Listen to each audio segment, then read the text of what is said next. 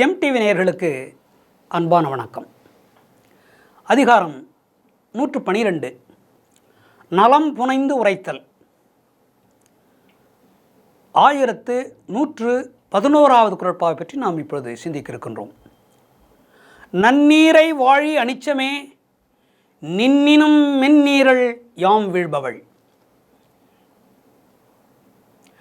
நன்னீரை வாழி அனிச்சமே நின்னினும் மென்னீரல் யாம் வீழ்பவள்.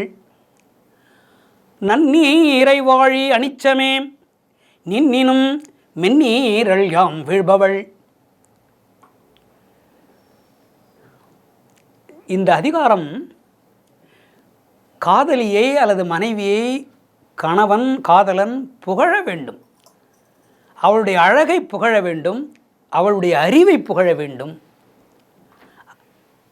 அவளுக்கு என்னென்ன பெருமைகள் இருக்கிறதோ சிறப்புகள் இருக்கிறதோ அதையெல்லாம் சொல்லி சொல்லி பாராட்ட வேண்டும்.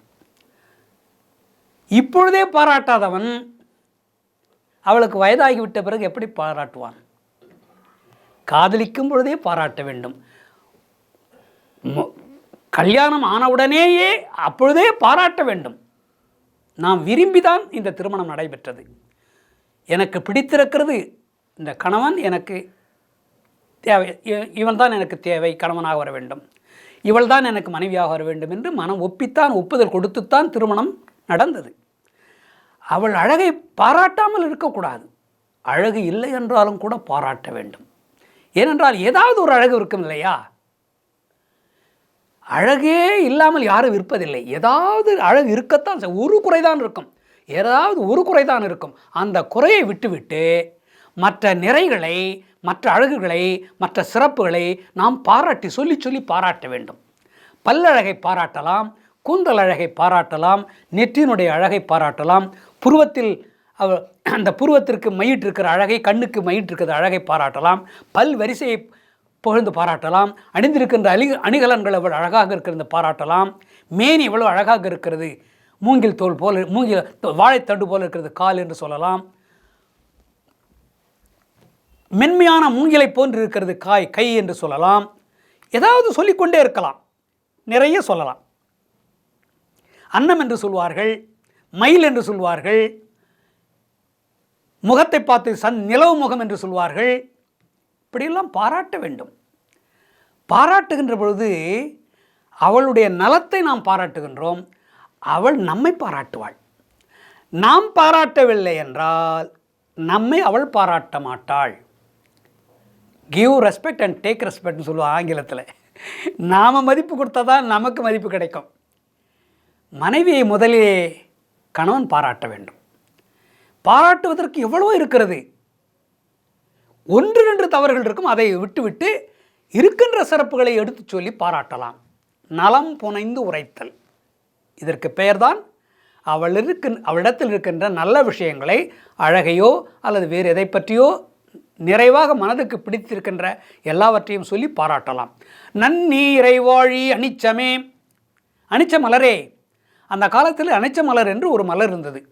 இப்பொழுது அதை நாம் பார்ப்பதற்கு முடியவில்லை. முல்லையை பார்க்கிறோம், தாமரையை பார்க்கிறோம், அல்லி மலரை பார்க்கிறோம், முல்லை மலரை பார்க்கிறோம், ரோஜா மலரை பார்க்கிறோம். ஆனால் அனிச்ச மலரை பார்க்க முடியவில்லை. கோட்டுப்பூ என்று சொல்வார்கள், அதை பார்க்க முடியவில்லை. இந்த அனிச்ச மலர் என்பது என்ன தெரியுமா?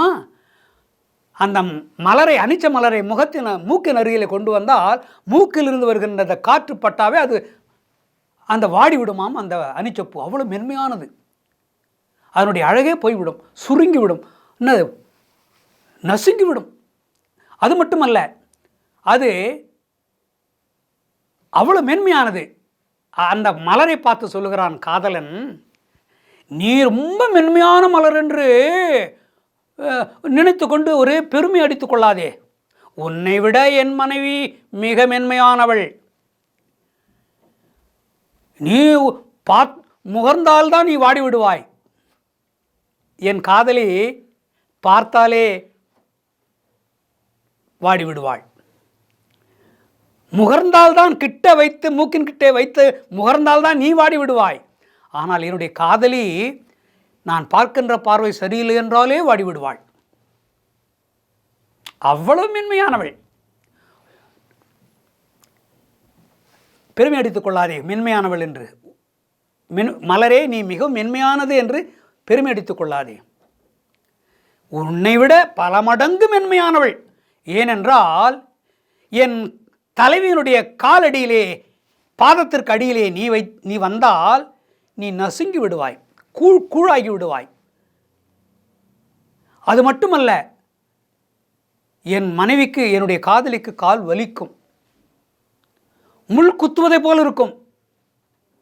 நீ காலில் பட்டாவே எனக்கு, என் மனைவிக்கு, என் காதலிக்கு முள் குத்துவதை போல் இருக்கும். அவ்வளோ மென்மையானவள் என்னுடைய காதலுடைய பாதம், கால் அவ்வளவு மென்மையானது. அது மட்டுமல்ல, உன்னை சூடிக்கொண்டால் தலையில் எடுத்து, அணிச்சப்பு அழகாக இருக்கிறது என்று கூந்தலிலே அவள் எடுத்து சூடிக்கொண்டால் அவளுக்கு பாரமாக இருக்குமாம். என் மனைவி, என்னுடைய காதலி அவ்வளவு மென்மையானவள். உன்னை தலையில் வைத்துக் கொள்வதனாலே அவளுக்கு பாரம் தாங்க முடியவில்லையாம். இடுப்பு ஒடிந்து விடும் போல இருக்கிறது என்று அவள் அழுகிறாள். நீ தலையிலே, கூந்தலிலே வந்து அமர்ந்தால் என் மனைவிக்கு எடை அதிகமாகி விடுகிறது. பாரம் தாங்க முடியவில்லை, அவளுக்கு வருத்தமாக இருக்கிறது, சுமையாக இருக்கிறது.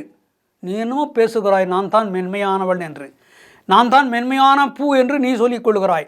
ஆனால் அனிச்ச பூவே, அனிச்ச மலரே, உன்னை விட என் தலைவி, என்னுடைய மனைவி மிக மிக மென்மையானவள் என்று திருவள்ளுவர் காதலியை புகழ வேண்டும், மனைவியை புகழ வேண்டும்.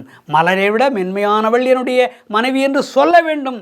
அவளுடைய அழகை பாராட்ட வேண்டும், அவருடைய மென்மைத்தன்மையை எடுத்து சொல்ல வேண்டும் என்று இந்த குறட்பாவிலே சொல்லுகின்றார். மீண்டும் நாளை சந்திப்போம்.